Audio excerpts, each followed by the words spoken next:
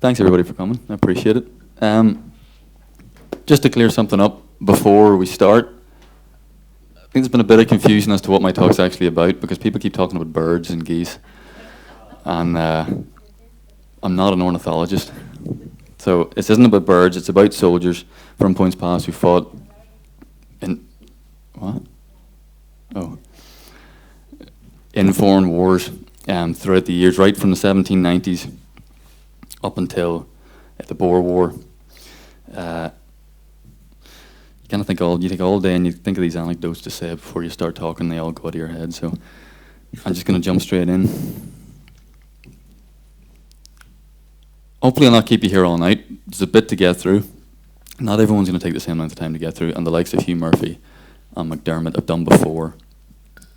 So, and everyone's heard of Lucas, so we really don't need to spend a lot of time on those guys because we'd be here the rest of our lives, really. So, first person I want to talk about is this fella called Sam MacCulla. He was a major during the American Revolution. He was born about 1750 in New Jersey. That's really annoying me. And his dad was either born in Poyntzpass or in New Jersey, but his grandfather, who was also called Samuel MacCulla, was definitely born in Poyntzpass. He was born in the townland of Maeve McCullen, there's New Jersey. His ancestors, the elder Sam MacCulla, his grandfather, had immigrated to Poyntzpass from Scotland, from Galloway, just in the south of Scotland there. And it was a time during the 1690s where a lot of people have heard of the Ulster Plantation, but in the 1690s a lot of Scots came to Ireland in the aftermath of the Williamite War. There was famine in Scotland and there was a lot of land left in Ulster, and it was a hell of a lot cheaper to get to than America. So a lot of them settled around Kilkeel and in different parts of the north, because I guess there were Scottish communities there already. It's like when the Irish went out to America during the famine, they knew there was communities that settled where they knew people. So it was kind of the same idea here. So MacCulla came over, he settled down, didn't stay too long. A generation later, they were off to America. Now, there is a myriad of different ways to spell their name. That's all the different ways that I found in my own family that they've spelt it, and his. So I've spelt it that way because that's the way my family spelled MacCulla, and it's my talk. So that's the townland of Maeve McCullen, the one in Ballymore. There's another one in Lochgilly, I think, if I'm right in saying that. That's where his father may have been born there. We're not 100% sure, but his grandfather definitely was. So I'll start off by telling you how he died, because it's nicer to end on a high than on a low. MacCulla and his brother, it was near the end of the war, it was 1782, and he was riding down a dirt track towards Fort Van Meter in West Virginia. It's Virginia today, but it was West Virginia then. And so I can imagine something sort of like a dirt track, and there was high embankments on either side with forest above them. Great places to hide for Indians. And they were riding along, cracking away, thinking that they were alone. They weren't. As they were riding up, MacCulla was shot twice. Sam was. His brother managed to get away. Sam fell off his horse onto the ground, and his brother rode on up the road. Nothing he could do, they had no weapons. And as he turned around to look, Sam was lying on the floor, dead, and there was an Indian chief about to scalp him. And his brother turned around, aimed his gun, and shot the guy, dead. So the next day, that was Fort Van Meter, they went out from the fort, it's quite small, went out to collect his body, and he had been scalped, and his chest had been cut open, and they'd eaten his heart. So years later, there was an old Indian chief interviewed about the event, and they said we cut out his heart and ate it. The whole troop ate bits of it, so that they might be bold like Major MacCulla. So it was a sort of, I wouldn't eat somebody's heart to respect them, but it depends what your culture is, I suppose. The reason he became famous was for a place in West Virginia near Fort Henry called McCullough's Leap. That's Fort Henry, and it's near Wheeling, as far as I know. what happened was, there's another story involving Indians, Native Americans. This siege in 1777, the fort was under siege. Indians surrounded it, but they weren't surrounded it like an army would have been today. They would have been in the trees, they would have been in the bushes, in the hills around it. Hit and run tactics on the Appalachian frontier back then. And these would have been British allied Indians besieging a Patriot fort. So MacCulla was bringing in a whole troop of guys to reinforce this place. And they obviously had to open the fort door to let them in. Well, as they're coming into the fort, the Indians come out of the trees again. And MacCulla is fighting a rearguard action against them. Now the rest of the guys get in, but they close the gate before MacCulla can get there. He thinks, what am I going to do now? I'm stuck out here between literally a rock and a hard place. There's Indians in front of him, the fort, the closed gates behind him. So he takes off to his right, and he runs along this ridge line and runs along until he can run no longer. There's a cliff, about a 300-foot drop, and a whole load of angry Indians behind him. So he does the only thing he thinks. He wheels around, charges straight for them, turns around, and jumps straight off the cliff. And all the Indians come up thinking they're going to see him dead on the other side. But he lands, and all they see is him and his horse running off into the distance, and he survives. So that's why he became famous. And that's the drop. I don't know exactly where it was from, but it was somewhere up on this ridgeline, or here. And they say jump down there. That was the only photo I could get of the area, so it looks like it might actually be from the 1770s. So that's Major MacCulla. As I say, I've got a lot to go through here, so we'll keep this one's a little bit longer. This is Arthur Wilkinson. Hugh Daly mentioned him in a talk on A Fatal Affray in the Far Pass. Arthur's house was suffered an arson attack in the 1820s, and he had to move to Canada with his family. Now, he was born in the townland of Lochadown in 1776, so he was only been born while all that event was going on. And I think, obviously I can't know for sure because there's no birth records back then, but he's definitely some relation to this John Wilkinson, and he's buried up in the old church graveyard in Acton. Whether it's his father, I don't know, but it's certainly a relation. It's a relation of Alice Loughlin here in the audience. And they would be descendants of the Roger Wilkinson, we think, who was one of the first settlers on the Poynts estate. That's the 1630 muster rolls. And that's the report of his house being attacked. Now that is his discharge certificate, which Hugh showed in his talk, but I'm going to talk a bit more about it here. So he joined the army in 1794. He went down to Dublin, and it was the 83rd Regiment of Foot, and that had been raised by Colonel William Fitch, and he was in that particular part of Ireland. He wanted to raise troops in Dublin, and I don't remember what age he was. In 1795, that troop sailed for the Caribbean to Jamaica. So see there, it was in the 83rd Regiment of Foot, and he was discharged in 1799. He was sickly, but we'll talk a wee bit about that later. And that's the bottom of it. Now, it was signed by James Balfour, not by Fitch, because Fitch was killed. And we'll talk about that in a wee minute. So, and that's Fitch there, beside his horse. Impressive looking dude. Pretty stupid dude, though. So, Arthur and his regiment sailed off to Jamaica. Now, not long after they arrived, something called the Maroon Wars broke out, the Second Maroon War, and I'd never heard of this before. And it's fascinating. The Maroons in Jamaica were descendants of escaped Spanish slaves. The Spanish had been present in Jamaica since the 1500s at least, and they had brought slaves from Africa, and when they escaped the Spanish plantations, the Spanish settlements, they made their way up into the hills and they made communities there. Now, when the British took over the island in the 1650s, they brought their own slaves. Now, the island was officially handed over in 1670, but the British continued to import slaves from Africa. But when they escaped, obviously a few of them probably joined these communities up in the hills, but it wasn't quite the same. These Maroons had been there for about 200 years at that stage. and they had their own culture, their own, their own heritage really at that point.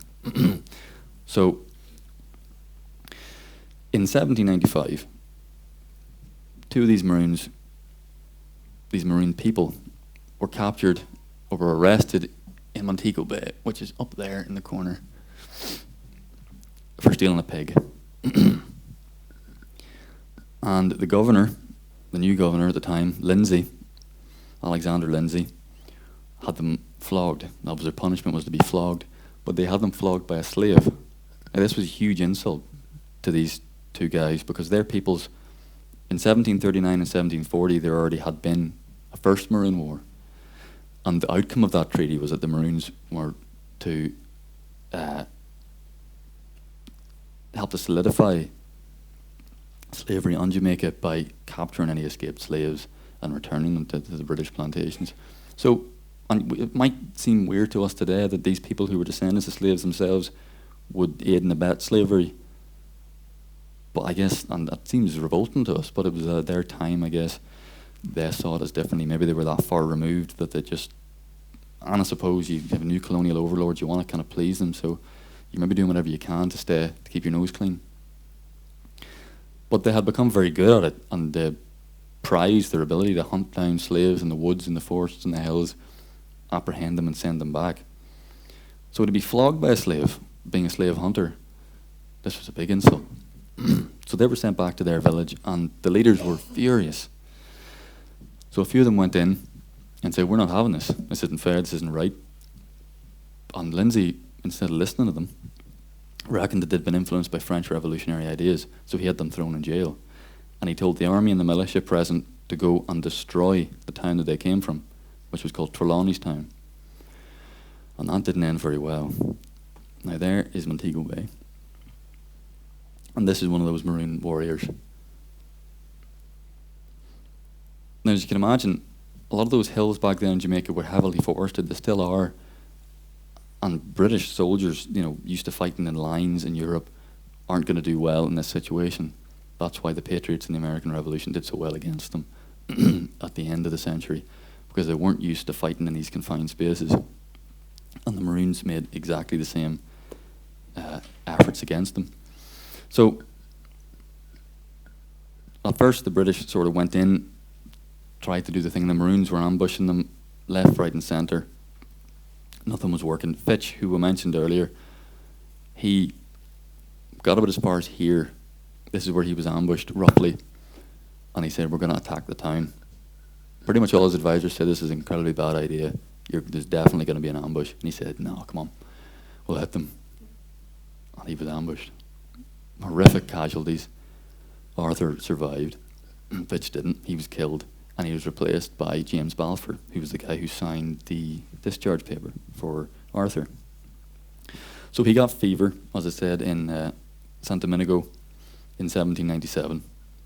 And as a result of that, he was discharged and he was sent home. And as far as I remember, he married Elizabeth Wiley, got a job in Wiggham's coal yard. And again, like I said, Hugh's Tog mentions his house being attacked and him having to move to Simcoe County in Upper Canada with his family, where I think he still has descendants, and he certainly has relatives here in Poyntzpass till today. So the next guy on our list is one related to me, whom I discovered. His name is William Morrow. He was in the Royal Artillery Drivers. He was born in 1784. Now, originally I thought he might have been a grandfather of my great-great-grandfather, Bob Morrow, but I don't think he is. This is a map of the Morrows in the local vicinity, in between the tithe books and Griffith's valuation. There was a James born down there in 1796. Now, he was the son of a Hugh Morrow, and I think Hugh and Alexander and this William are brothers.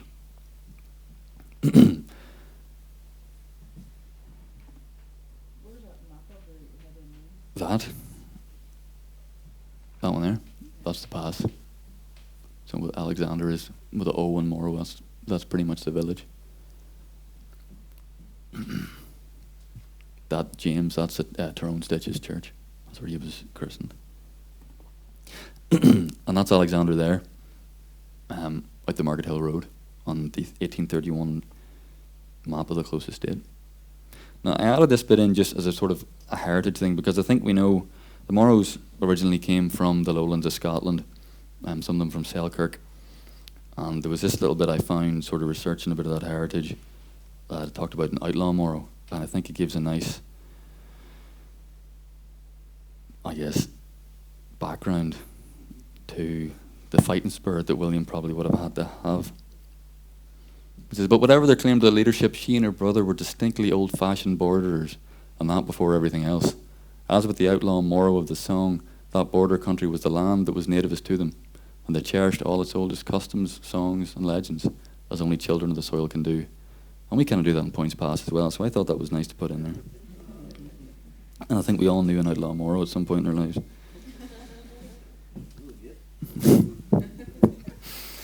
Well, this was his discharge paper. I haven't really been able to find any enlistment papers because I guess they're fairly scarce, but the discharge papers seem to be fairly common. He was 19 when he enlisted. He was a labourer at the time. I guess he must have found Warren a lot more interesting, but he enlisted in November 1803, and he was he went to Portugal with Wellington, and he was in the artillery drivers. Now, the artillery drivers weren't technically the artillerymen. They weren't firing cannons, although they did do that, but that wasn't really their job description.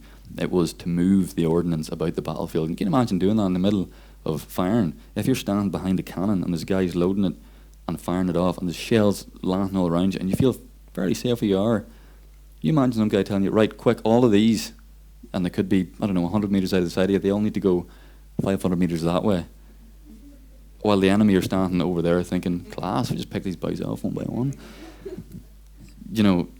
I would be terrified.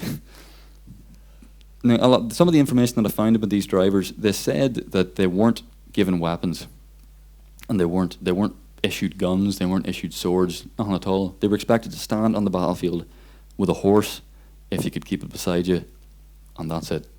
I guess they were expected to ram the cannons and fire them if that needed to be. And I think it was a third or two-thirds, or some figure like that, of the artillery during the Battle of Waterloo were these artillery drivers. So they were definitely ramming and firing these cannons. But I can't imagine that them having no weapon would have lasted very long. You imagine maybe being in Portugal, you having the opportunity to maybe loot a French baggage train, or loot a town after you've conquered it, or strip prisoners of war. I'd say they would have got themselves guns, swords, knives at least. I can't imagine a man who would go on a battlefield, or any sane man who would go on a battlefield without a weapon by his side. I certainly wouldn't anyway. But yes, he was discharged on the 30th of April 1816, and I think me details like this sort of interesting. He was 5'4", he had brown hair, grey eyes, and he had a kind of dark complexion, sort of like my dad, but a bit taller. Well, this is them. This is the drivers. They just could have rode horses about the place and pulled cannons. And this is what I say. I find this image, it's not the best quality, but one of those is a quarter, and you can see him standing with a sword. So that's obviously taken from a textbook. It's taken from descriptions at the time. So these guys did have weapons. Where they got them, I guess people didn't ask a lot of questions, but they did have them. And again, that's them ramming the cannons. They would have had to done. They're all in the drivers' uniforms. And the Napoleonic Wars were brutal. I'm sure you've all heard of them. They were atrocious, especially the Peninsular Campaign. Initially what happened was France and Spain invaded Portugal, Napoleonic France, and then Napoleon forced the King of Spain to abdicate in favour of his brother Joseph Bonaparte. Now, when Portugal was literally at the verge of breaking, they had called the British for help, and Wellington was sent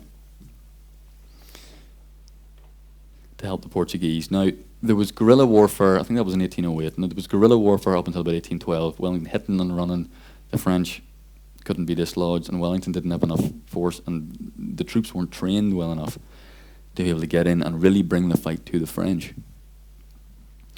But in 1812, they were able to. sweep through Spain, up into France. The French peasants, who were expected by Bonaparte to rise against the British, didn't. They actually welcomed them sometimes, and they were able to defeat Napoleon. He abdicated, but he came back, and then Waterloo in 1815, and that was the end of Napoleon. But there was one battle that William was at that I wanted to talk about, and it was the siege of Badajoz in 1812, on the 16th of March 1812. That's when they surrounded the fort, and it was a horrifically bloody encounter. If any of you have watched the series Sharp, he does. That siege is in it, and it's done very well. It gives a very good view of the horror and the confusion that was happening during the battle. So initially the guns were then dug in, William and his guys, the guns were dug in on March the 31st, sat up round, and they opened fire on the fort of Badajoz. By April 5th, there were 2 breaches in the walls. And on the 6th, at about 10 o'clock at night, Wellington caught word that there was French coming. So we thought, well, this is now or never. We don't want to be trying to assault the fort and then a French army coming and surrounding us. And that's the end of us. That's the end of the whole campaign. So he said, well, attack now. Everyone up the bridge. By the time the third force of attackers were going up that breach, they were walking over with 2 bodies deep of people who had been shot or stabbed with bayonets, or maybe stabbed with bits of wood or whatever Frenchmen could get in their hands to defend their fort. It was mayhem. There was about 5,000 British casualties, and eventually they got in to the fort and opened the doors, and the rest of them could come in, and that was the siege over. But they were furious at their superiors, who stood there and watched and sent more and more people just to get slaughtered. I guess in Wellington's mind, he wanted the fort no matter what. But you know, the cost of that many lives, they were incredibly angry, and there was a lot of looting went on after that siege, which brought them quite a bad reputation for a while afterwards. But I suppose if you're in that situation and all your mates have died, you're going to be pretty angry. So it's a bit comforting coming from that to hear that William survived the war. He came back in 1816, and he was able to come home. Well, he definitely got out of the army. I don't know where he came home or not. I can't find anything more about him, but I assume he did. Somewhere on the Portuguese border, there. Southern Portugal, mid-southern Portugal. So this next guy is William MacClean. Now he spelled his name about, well, 3 different, it wasn't him, it was 3 different guys spelling his name 3 different ways on his discharge paper. Now, I understand back then there wasn't as much standardized spelling, but surely people could read. You know, I was thinking about that today. Did they just look at the way the guy before him spelled the name and thought, I'm going to do it differently? But I don't understand it, but I guess I don't have to. I just have to talk about it. Before he was a soldier, William was a tailor, which I suppose was a fairly comfortable life, so you got to kind of wonder what enticed him into the soldier, and maybe it was wanderlust. But he was born in 1799, probably near Clare, because that was just lagging a wee bit. Probably near Clare, because that's the only place I could really find MacLean's in Griffiths or in the tithe books. There were none anywhere else around Poyntzpass, but there were some up near Clare. He enlisted in Belfast in June 1817, and he was 18 years old. So perhaps he might have been an apprentice tailor, and he thought, this is boring as hell. I'm going to get out and see the world. But William's a prime example of a guy who was probably got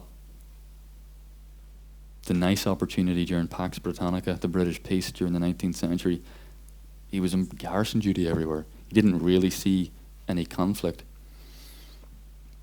He was in the 32nd Regiment of Foot, and they were stationed for 8 years on the Ionian Islands. Saw no combat, and then he was moved to Canada, and then he was moved home. And he was moved home for a while, and he was stationed at Belfast, he was stationed in Newry, and he was stationed in England. So you'd probably imagine that when he was in Newry, or even Belfast, that he probably visited home at some point, which would have been nice. But I noticed here as well that they spell Poyntzpass in the parish of Poyntzpass, near the town of Poyntzpass. No, I don't know. I guess maybe he just didn't care to get the parish right, but it's misspelled, I guess, with the mishearing. But he was discharged by Robert McFarlane, who's colonel. There were two Scotsmen in charge of this was a Cornish regiment, and there were two Scotsmen in charge of it in Canada. But right at the very, very top of his paper is this little bit of writing. Just wait a wee second until this it's on. So it says, wishes to reside and receive his pension in Quebec, Lower Canada. So maybe he did visit home, and maybe he thought, well, I've been through the world, I've seen the Mediterranean, I've seen Canada, there might be nothing for me back at home, so why not fly the nest, get out there and see the world? Why not? It was an up-and-coming city.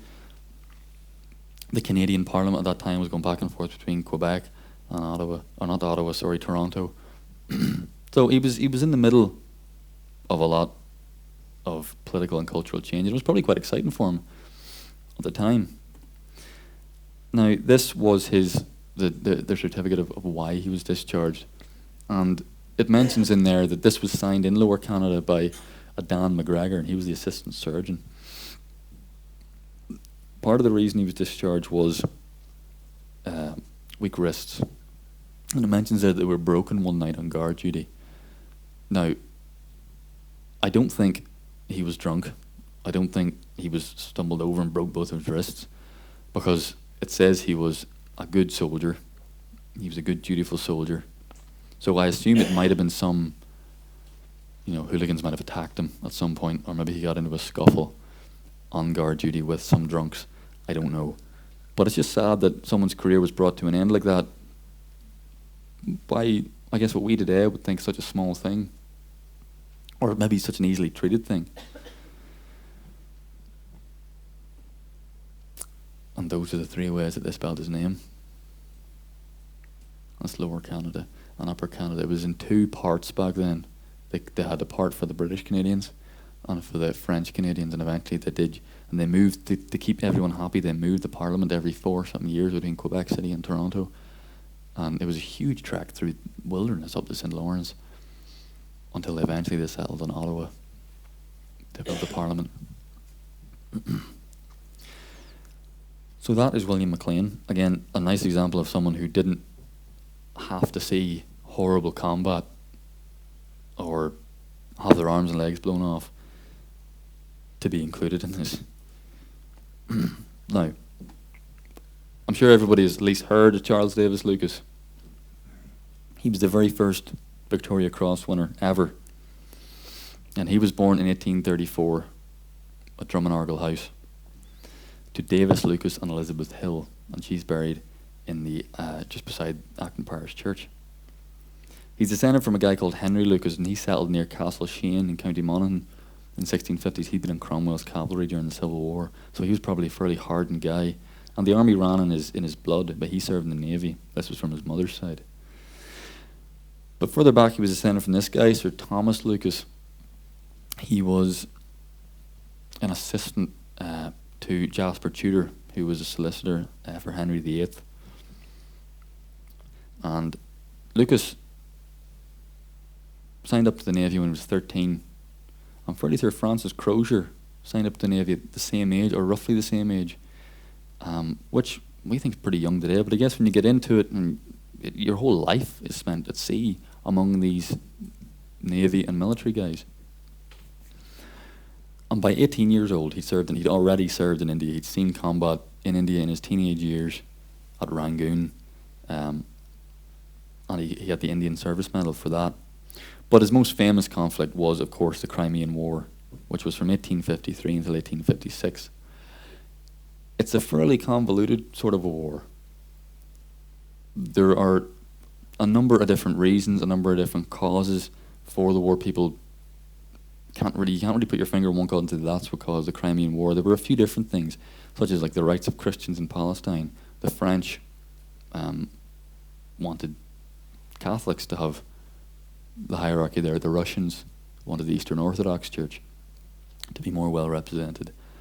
And I think that one of the biggest reasons beyond all that pedantry was the fact that France and Britain, it benefited them to keep the balance of power in Europe. If Russia expanded into the Ottoman space, then it would completely offset the balance, and anything could happen.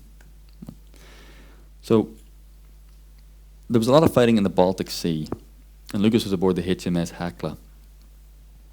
It was just near a small fortress called Bomersund in the Baltic Sea. There was a lot of shipping there, a lot of fighting, because they were trying to draw attention away from the Crimea, draw Russian attention, Russian troops and Russian ships and Russian forces, and blockade that Baltic seaport, which is really essential to them, to their trade, to their immigration. And if they could hit that, well, that would be a vital artery. So 3 ships, if I can remember the names of them, came up near this fort and opened fire. Now the captain on the MacCulla brought the ship slightly further forward. He was just out of range. They were out of range of the Russian guns, but they weren't quite hitting their targets either. Now obviously that's a double-edged sword, so you're going to be closer to their fort. Your targets are going to hit, but they're going to be hitting you too. And this is a wooden ship. I think it was built in about 1836 or 1838. So if you got hit by a shell, you were either getting badly injured, you were drowning if you weren't picked up by another ship, or you were blown to pieces. And none of those sound very appealing to me. Well, a shell landed over the ship. A shell landed before the ship. I thought, great. Our luck's come in. And then one landed right on the deck. And everyone scattered. Anyone would. Except Lucas. Because he thought, well, if I'm going to be blown to death, I might as well do it in style. He picked this shell up, still hissing, and he fired it overboard. And I imagine it's probably pretty heavy. And it exploded near the water. Caused a few injuries, but no deaths, as far as I know. There's Obi-Wan Kenobi down in the bottom right there. So I can't imagine the sort of bravery that would have taken. Realistically, we could say, oh, yeah, I'd stand up and I'd sure how hard could throwing a bomb over the deck be, but really, if a shell landed in here, I'd be the first one out that door. So it was during the Crimean War that this idea of recognition for special service, special bravery, above and beyond, was considered. And this was brought to, and it was called the Victoria Cross after Queen Victoria. And Lucas's name was the first one on the list to be given it, and that is his VC, the first ever one to be awarded. And there's been plenty of Victoria Cross winners, all for amazing reasons, bravery that I couldn't even imagine. But the first one will always be from Poyntzpass. I don't know. I think it's a museum in England, I think.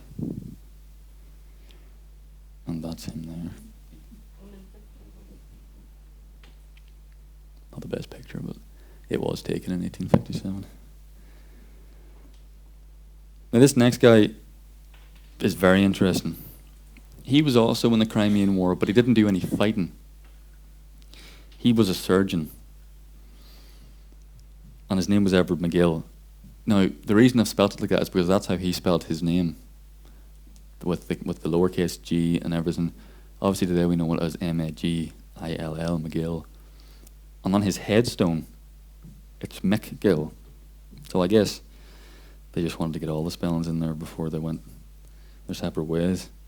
But he was born in 1831. He was son of James and Elizabeth Macgill, and he was born in Poyntzpass. His father was also a surgeon, and he died at the age of, I think I'm right in saying, 38. Now, Edward was in India before he was sent to the Crimea. He was serving with the 7th Dragoon Guards. And he was obviously sent back to the Crimea because you've all heard of Florence Nightingale. Now, that's Poyntzpass, that's in the 1831 map where he was born. There's a few McGills in these fields up here, so they could be relatives. I'm not 100% sure. And that's him there, Edward Macgill. And he was in Bengal in 1855, just before he was sent to the Crimea.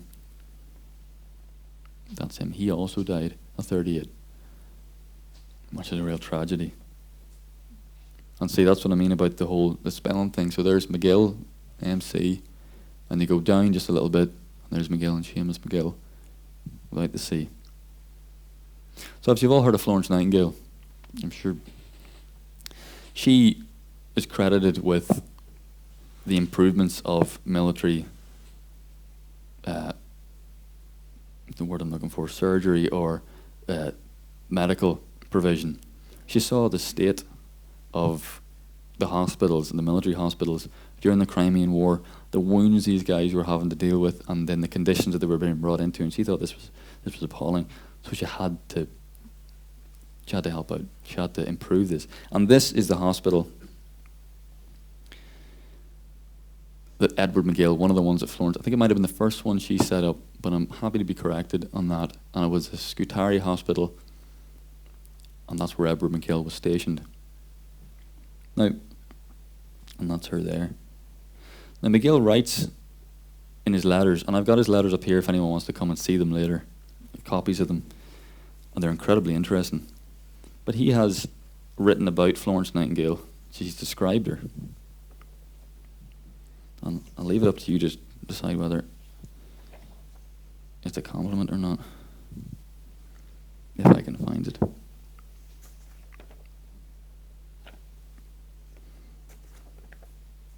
Geez, I might not have it.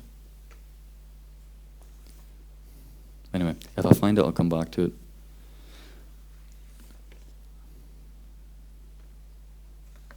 Hi. Anyway, I've gone long enough. That is the surrounds outside the hospital. Don't know exactly where it is. I presume it's probably down in around there somewhere. But that's what McGill would have been going up and around all these places, looking at them. And I guess spend his days there. That could be him there. Who knows? But he was very descriptive.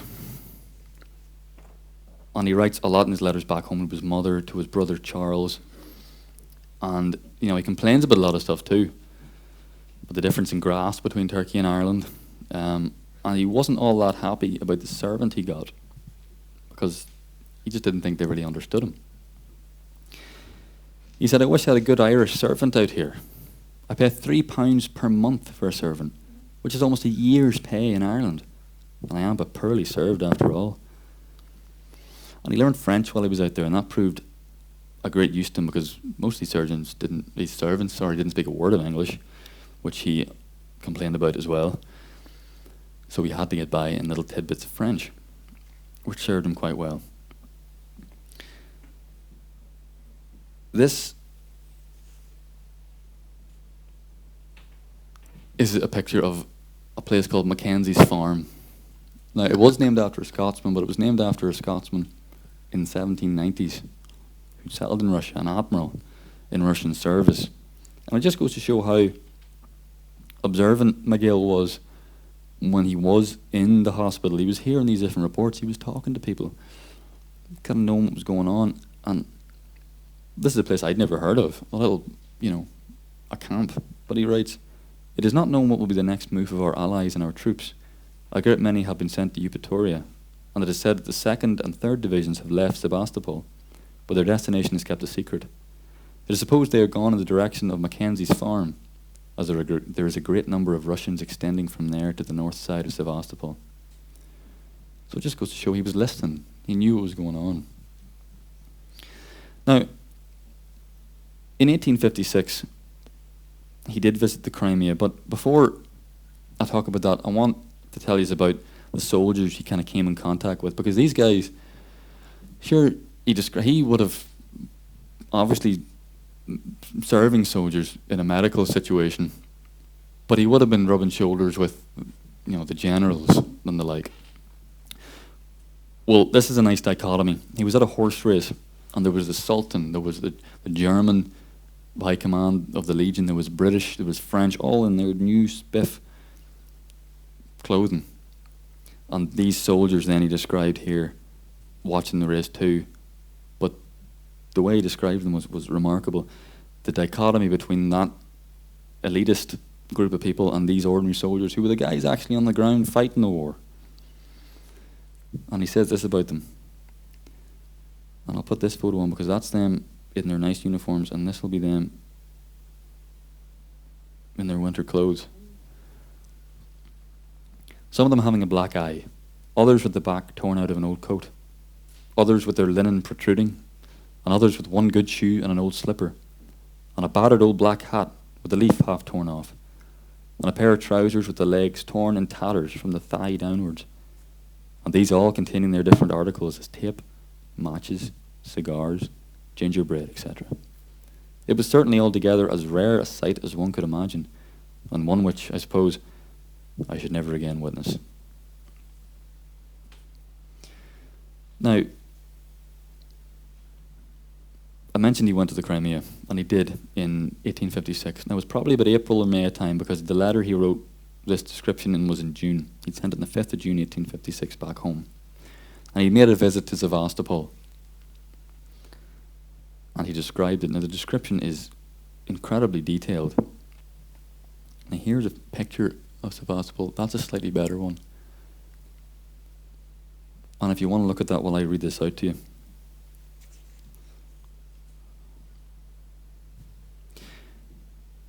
It is situated in a kind of valley or ravine, surrounded with hills, on the sides of which the town is also built. The houses are almost all built of beautiful white sandstone, 2 and 3 stories high, with balconies in front, and on the inside of which flowers of every description were planted. The streets are wide and well kept. They were gravelled with limestone and marble, which is very abundant. A whole footpath on each side of the streets flagged with marble, and between the footpaths and the streets, rows of mulberry, oak, chestnut, and other trees are planted, like the boulevards in France. These have a very pleasing appearance, and I am sure form a very pleasing and cool promenade for the inhabitants in the intense heat of summer, and must be very enjoyable to the health.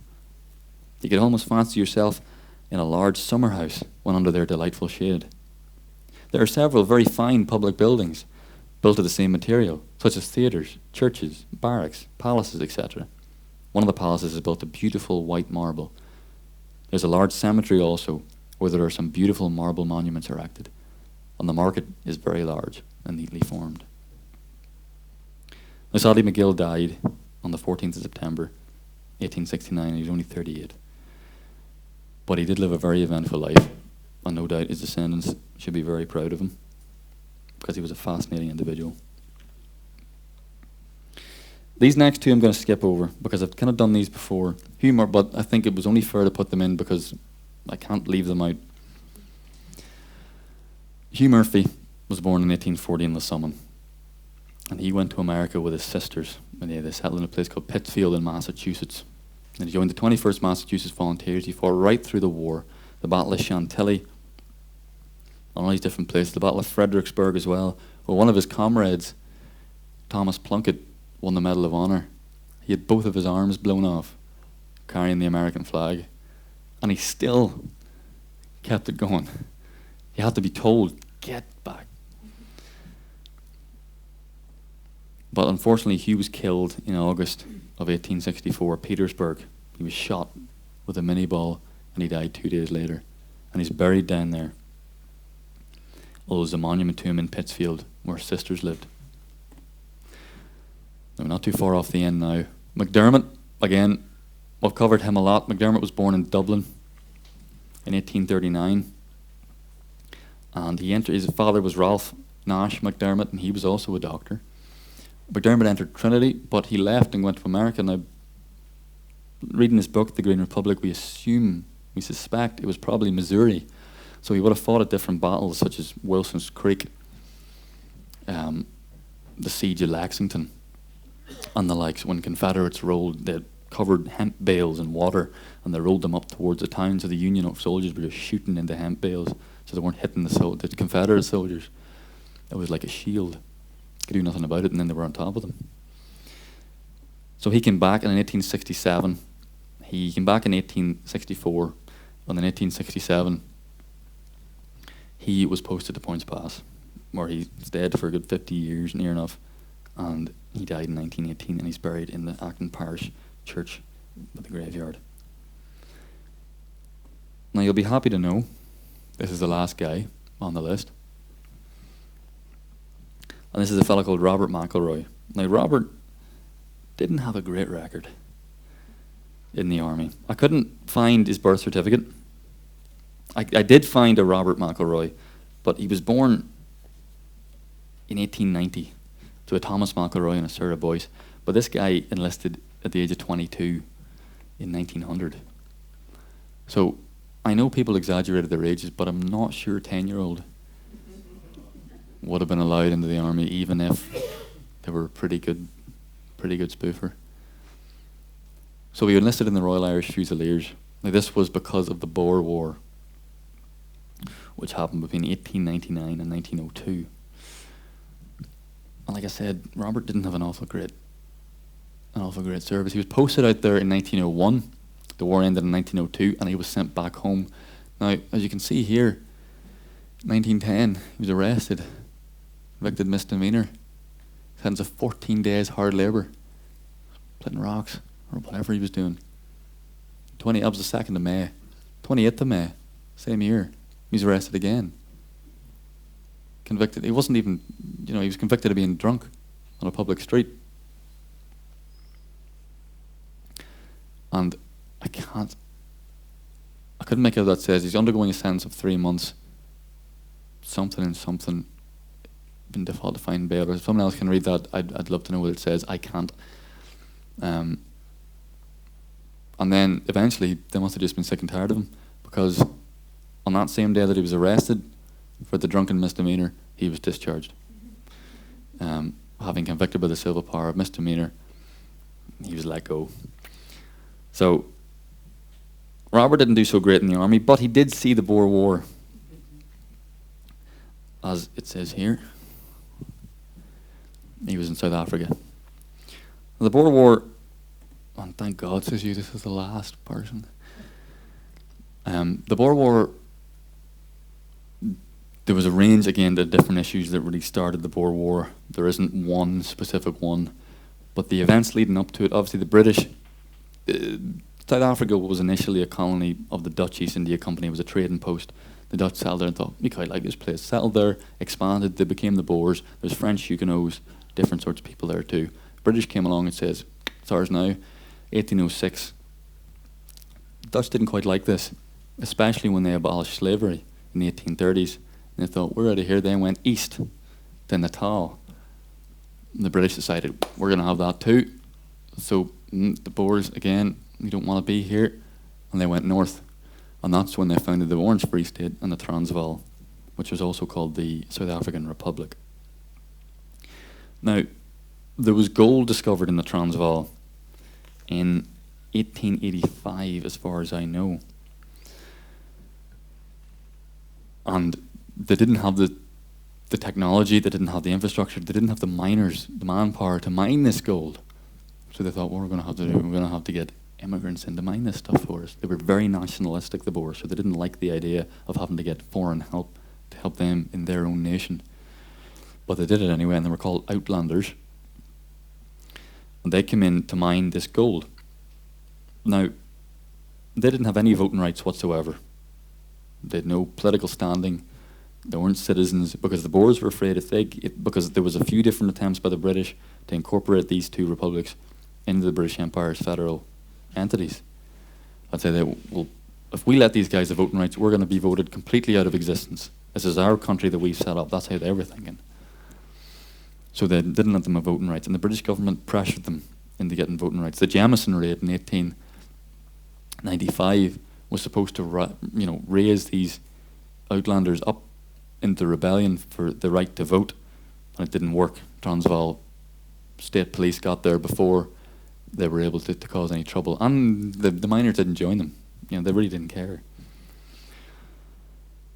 So eventually, in 1899, Joseph Chamberlain said, he gave an ultimatum. He said, give these outlanders voting rights. Paul Kruger said, no, and you have 48 hours to get all your troops away from our borders, or we're going to declare war. Chamberlain said, no. So what are they going to do against the might of the British Empire? Kruger was good to his word, and he declared war in 1899, and he invaded Natal. And there was 3 stages to this war. The first one, the Boers had a lot of pretty good victories in northern Natal. They did pretty well against the British. There were a few sieges. The Battle of Dundee was one of them, otherwise known as Talana Hill, or the Battle of Glencoe. I don't know why they couldn't just settle on one name, but there's 3 of them. The second stage was the British got their act together. They said, we're going to need a bit more here to get these guys under control. They landed a force and sent them up into Natal, drove the Boers right back to Pretoria, at which stage they scattered. And this is the third stage. It became a guerrilla war. The Boers were hitting them from all different places. The British could do nothing about it, just like in Jamaica. And they thought, we're not having any more of this. So they took a scorched earth campaign, destroyed crops, towns. They took women and children and put them in the concentration camps where there was really quite horrible conditions. And this sort of attritioned the Boers into finally accepting a peace. These 2 republics were incorporated into the British Empire with the promise that they'd get self-government, and they did eventually get self-government in the Union of South Africa. Now, there's a poem, for God's sake, he's going to talk to us for more, that I found in a San Francisco, I promise there's only 2 things left, in a San Francisco newspaper when I was reading up about the Boer War and about the Irish involvement in it, because there was Irish miners in the Transvaal, and obviously at the time there wasn't a great deal of, especially in the rest of Ireland, there wasn't a great deal of British sympathy. There was a huge amount of sympathy for the Boers in Ireland, just after the land war and everything like that, and they just didn't have any appetite for imperialist expansion. And this, there was an Irish Transvaal brigade under John McBride, who was executed. He took part in the Easter Rising, and he was executed after the Easter Rising. But he had been a miner in South Africa, and there was Irish Americans in it too. But they did quite well. And there's a certain battle, which was this one, the Battle of Dundee, as I mentioned, Talana Hill or Glencoe, in which most of the troops fighting each other on both sides were Irish. It was like Fredericksburg in the American Civil War. And there's a poem written by Father Dempsey, an Irish priest who was living in San Francisco at the time, that sort of illustrates this. And if you don't mind, I'd love to read it to you, because I thought it was kind of funny, but that might just be me. On the mountainside the battle raged, there was no stop nor stay. Mackin captured Private Burke and Ensign Michael Shea. Fitzgerald for Fitzpatrick, Brannigan found O'Rourke. Finnegan took a man named Fay and a couple of lads from Cork. Suddenly they heard McManus shout, "Hands up or I'll run you through." He thought he had a Yorkshire tyke, 'twas Corporal Donoghue. McGarry took O'Leary, O'Brien got McNamee. That's how the English fought the Dutch at the Battle of Dundee. Then someone brought in Casey. O'Connor took O'Neill. Riley captured Kavanagh while trying to make a steal. Hogan caught McFadden, Corrigan found McBride, and Brennan made a handsome touch when Kelly tried to slide. Dacey took a lad named Walsh, Dooley got McGurk. Callaghan turned in Fahy's boy, for his father he used to work. They'd marched on to fight the English, but Irish were all they could see. That's how the English fought the Dutch at the Battle of Dundee. Spillane then took O'Madigan, Shanahan took McGee, while chasing Jerry Donovan, Clancy got shot in the knee. He cursed the Queen's whole army, he cursed the English race, and found the man who fired the shot. 'Twas a cousin, Martin Grace. Then McGuinness took an AOH who came from Limerick town, but Sullivan got an Orangeman from somewhere in County Down. Hennessy took O'Hara, Hennigan took McPhee. That's how the English fought the Dutch at the Battle of Dundee. The sun was sinking slowly, the battle rolled along. The man that Murphy handed in was a cousin of Maud Gonne. Then Flanagan dropped his rifle, shook hands with Bill Maguire, for both had carried a piece of turf to light the schoolroom fire. Then Rafferty took in Flaherty, O'Connell got Major McHugh, O'Keefe got hold of Sergeant Joyce and a Belfast lad or two. Some swore that old man Kruger had come down to see the fun, but the man they thought was Uncle Paul was a Galway man named Dunn. The war may have worse horrors, 'twas a frightful sight to see, the way the English fought the Dutch at the Battle of Dundee. Just when the sound of firing in the distance fainter grew, Ryan caught McCluskey, and orderly Dunnigan too.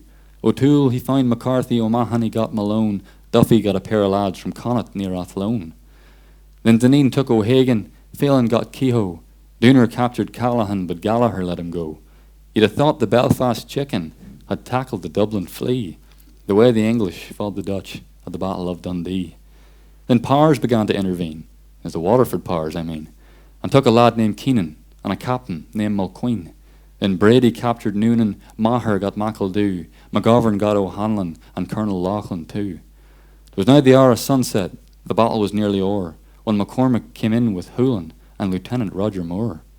But 'twas a great day for Ireland, as you can easily see. That's how the English fought the Dutch at the Battle of Dundee. Well, they marched them all to Kruger's town for supper and a bed. O'Halloran was the rear guard the way McNulty led. When they got them to the race course, the Boers were full of glee, while Kruger never expected so many English to see. They told him they were Irish. It puzzled the old man's head, but the Irish he'd seen were dressed in green, while these were told in red. But 'tis a passing story, on history's page you'll see, well, that 'twas the English fought the Dutch at the Battle of Dundee. Now, thank you. Now, before he ends, there's one more thing I'd like to do. That's a song. So it'll become a bit of a tradition at my talks. If this goes wrong, pretend you weren't here. No, it's okay.